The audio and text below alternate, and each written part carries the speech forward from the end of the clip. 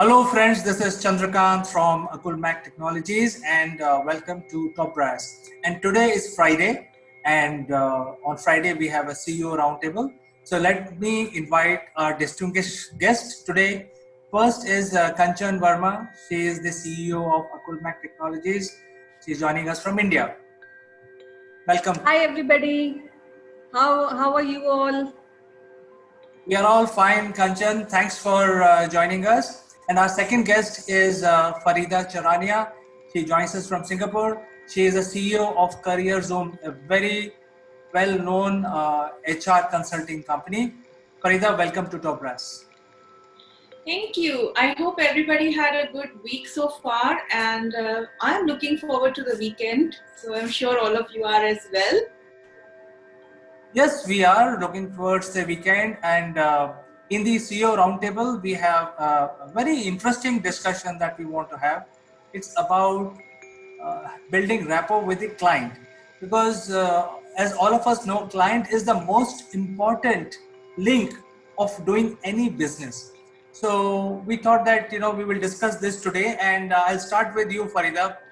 What do you think should be the most important critical aspect of building rapport with a client? Sure. And I'll start with a little anecdote because I think it's so applicable in today's times. Few years ago, I was in the hospital after a surgery. A lot of people came to see me and I got a lot of gifts. I don't know who bought those gifts, but I remember each and every person who came to see me. So it's same with the clients. When times are good, everybody is calling everybody on a regular basis. But for instance, the situation that we have right now, the sales decisions are being delayed, or they are not actually being taken. And at this point in time, if we in a sales capacity keep in touch with our clients, that is what they are going to remember when times are good.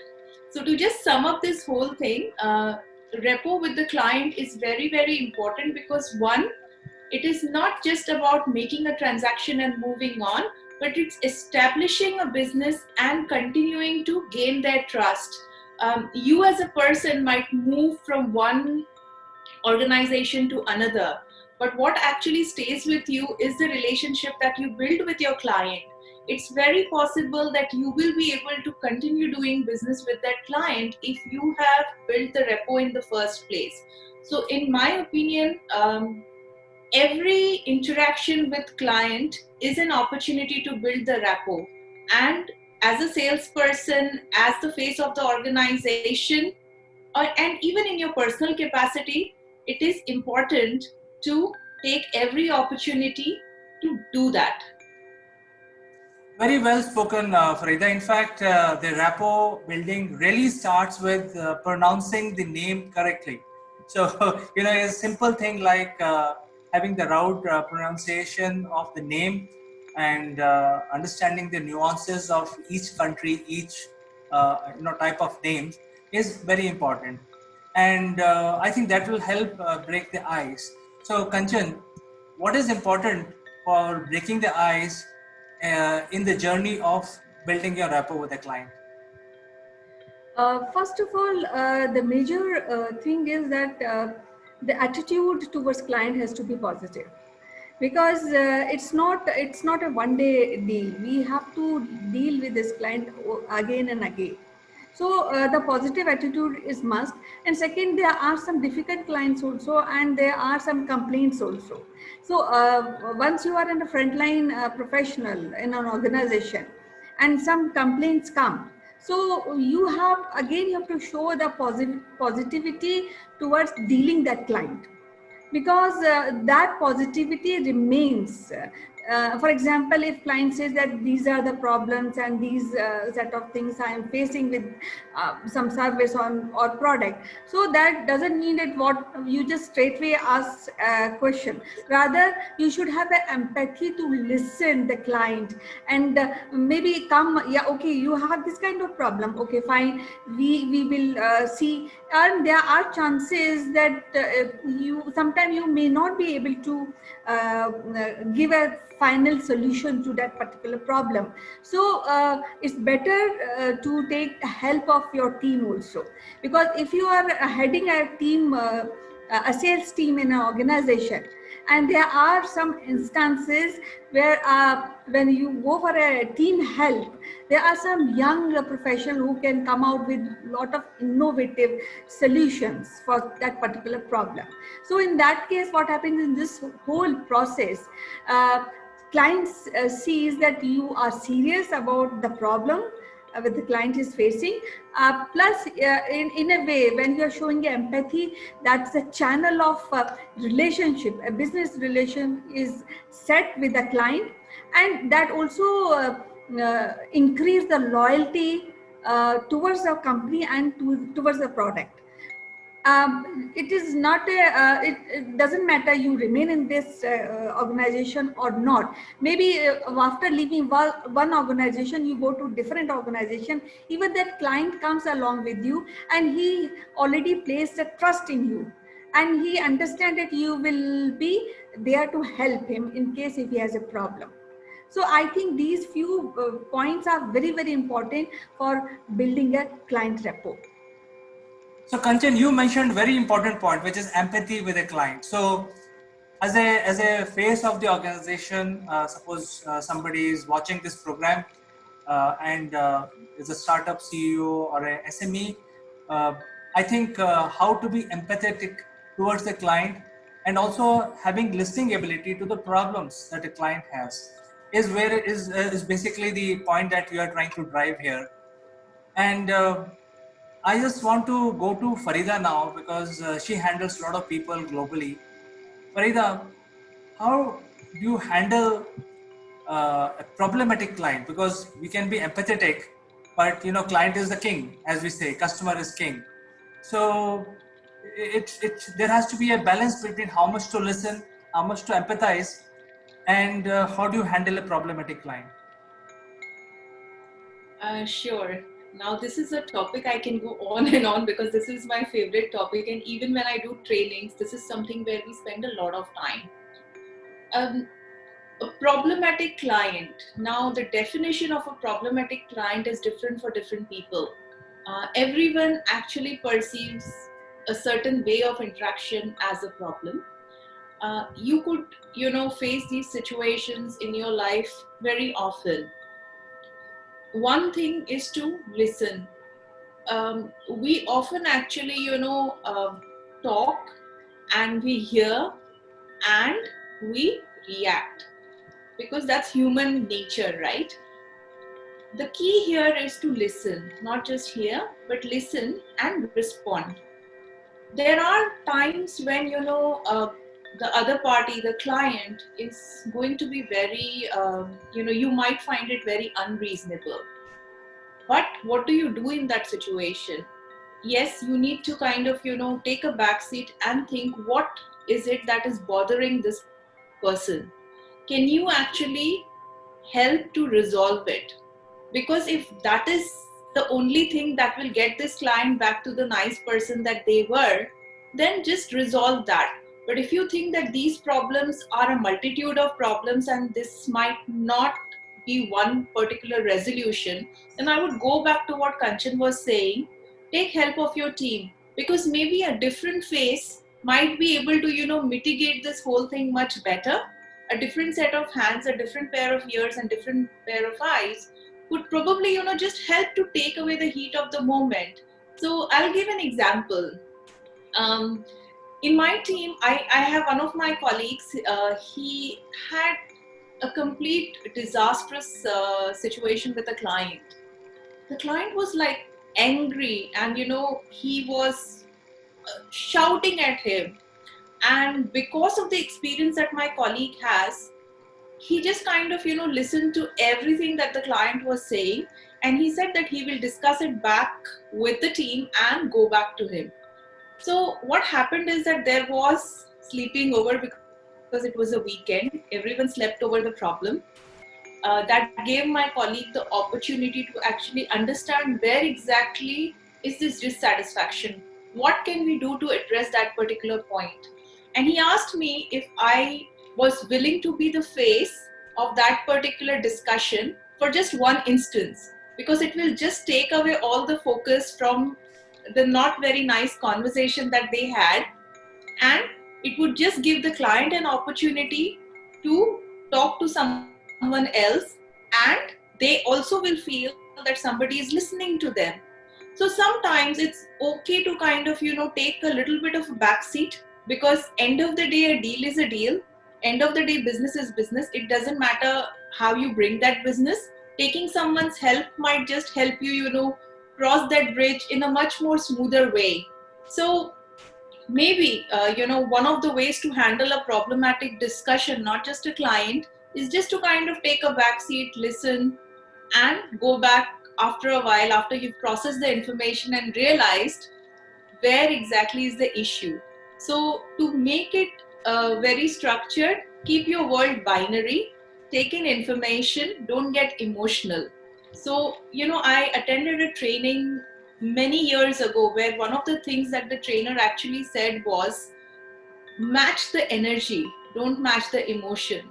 So if someone is shouting at you, speak at that tone, but don't be angry, because that's just going to, convert this whole discussion to a not nice discussion. But if you match the tone, the other person kind of takes a little bit of a backseat, and you are able to continue the conversation. And maybe that continuation is kinder than it was a couple of minutes ago. So I think if I have to understand the point that you just made is that maybe it will help to restate the problem of the client in your own words, and that may give confidence that hey, my vendors have understood my issue and my problem. Um, I think one of the major aspect of building rapport, which everybody says, is that you should not always discuss business with your client. Sometimes you should also know your client personally. So, Kanchan, what is the importance of having a non-business conversation with the client, or maybe making some personal discussion with the client? Is it important or it is not important? What is your opinion? Yeah, it is very important once you are making a rapport with the client, because uh, otherwise it'll sounds like as if you are just talking and you just want to have money, you just want to sell either product or services. And sometimes, not sometimes, actually most of the time client doesn't like it, because that becomes very harsh conversation. What I feel is, because we as human, we are emotional machine, and we have to show emotion in a certain way, and we have to tackle that emotion in a certain way, because we are social, we have to show our social skills also to the client. So when we are talking and talking, it is good to have a personal relationship, personal mixed with business relationship, because that gives kind of smoothen the conversation. And then client is also kind of have a free thought process, and he can talk to you, he can pick up your phone when you're calling, and that gel, and it becomes friendly environment. And when it is a friendly environment, then we can discuss business with all casual talking. So I think it's very important to have a little personalization in the communication in the business, because that is how the all communication and relationship work. It's very important. So, Kanchan, I think that's very important. So, one of the most important aspect of understanding your client is to understand his personal side of things. What he likes, what game he like, what kind of food he likes, what is his liking, disliking, and so on. So, it's we are just scratching the surface here, and we have been discussing about how to build rapport by ensuring that we listen to the client, we solve his problem, we pronounce his name properly, and also know him personally. But having said all of that, Farida. When I just want to add, when we know a client personally, it becomes easier to solve the problem also. So that is a benefit of being a personalized business communication. Absolutely, it's a very valid point. So, Farida, we have taken care of all of that. We are still scratching the surface, but to start the ball rolling, we have taken care of everything. and still we are not sure with certain clients how to respond. How do we handle those situations? Okay. Again, I'm the queen of anecdotes and I have a lot of them. So let me share one. Many years ago, when I used to work for Barclays, there was a situation when someone was very angry. And I was also very young, very immature. I got angry as well. I was like, and everyone was screaming.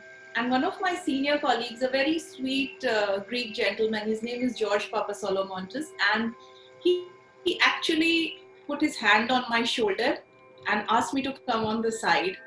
He said, "Why are you losing your temper?" I said, "Because he's shouting at me, and I'm getting agitated." And I said, "I'm here to do a job. I'm not here to here to be popular." He said, "But I want you to be popular." And that is something that's kind of stayed with me through the years. It's been many years now. But the thing is that when there will be situations when everything is not going to work the way you want it or you hope it to work, there will be clients who will be more difficult than you think you can handle. But what actually works at any point in time is be calm. Like Kanchan said, that it's not necessary to just have a business communication, because end of the day you are not just doing a transaction, you are building a relationship to keep doing business continuously. And if you have that rapport with your client or with any party that you are doing business with, the navigation of their needs, the navigation of their organization becomes a lot simpler. It's a lot easier. So not every time, all these tips are going to work. Not every time you are going to be able to solve a problem, but then that is life. You just take a little bit of calm moment, do some meditation if you need to, and just move on. Because you can try your best to solve, you can try your best to address, but there will be times that you might still have an opportunity loss. That is life. Just pick yourself up and move on. So I think you made a very important anecdote, if you allow me to say that. It is saying that being a young entrepreneur or a CEO or a sales head or a salesperson, you have to be popular amongst your client. So I think we can end our discussion today. There are many things which may be required, which may be some of the things that we have said and discussed today are some may apply in 90% of the situations, but could be 10% situation where these things that we discussed may not apply, and there has to be a help required to handle those things. But nevertheless, we had a very positive and fruitful discussion today in the Top Brass CEO Roundtable, and I'd like to thank my guests Kanchan and Farida for joining us today. We will catch up next Friday again. Thank you. Thank you. Bye bye. Bye bye. Bye.